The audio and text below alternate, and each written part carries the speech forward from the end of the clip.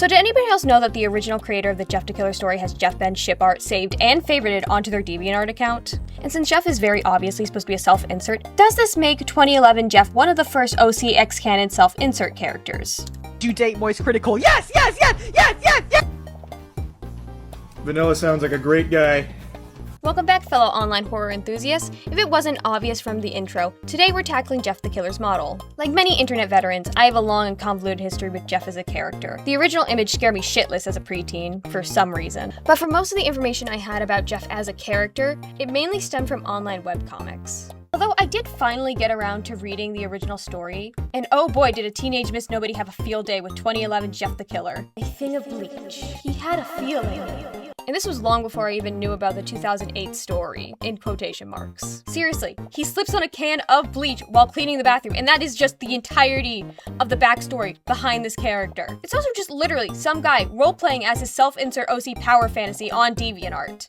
All I'm gonna say is if Jeff the Killer was made today, he would most definitely be an online lolcow. Also, who the hell is this? Why is he blonde? But on to my actual thoughts about the character, and yeah, he's pretty goofy. Like, there's a lot of stuff to expand upon with his character, and I can see why people started creating different headcanons and fan characters around him. But over time, at least to me, Jeff's story has become more of a meme than a horror icon. And even if unintentionally, I still think that concept still prevails in Jeff's design. I went into Jeff's design with like the vague idea of a washed up celebrity, or I think more accurately, the person that peaked in high school. Somebody that's clearly past their quote-unquote prime, but still craves the attention and public perception that they once had.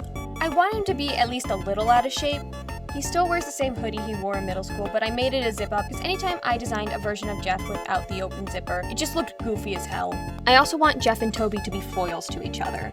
I didn't get a chance to yap about Toby's design very much in his previous video, mainly because his default design was pretty good and conveyed his character perfectly, but one thing I was sure to include was an oversized hoodie. I wanted Toby's design to feel like he still had some room to grow, both physically and literally. For Jeff's design, I was going for the exact opposite. I wanted him to keep wearing his clothes that he's long since outgrown, as if he's trying to relive the glory days and hasn't mentally changed since 13. With that in mind, I tried to keep his outfit pretty consistent with his 2011 story description, but I did change some things. If you're going to look me in the eyes and tell me that this man has been running around in dress pants for who knows how long and hasn't ripped them in the ass once, you are lying. So instead, I gave him sturdy, rigid jeans in an off-gray color, mainly because he had so much black already going on in his design, and specifically in this low poly art style, it all just kind of molded together. Really isn't much to say about Jeff's modeling process. I used Toby's body as a base, mainly because I was not doing all that work again.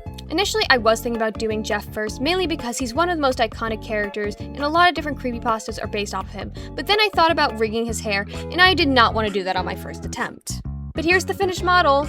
I just want to say thank you. I was not expecting the amount of love and attention the Toby video got. And as a thank you, here's a little preview of the next two models I've been working on.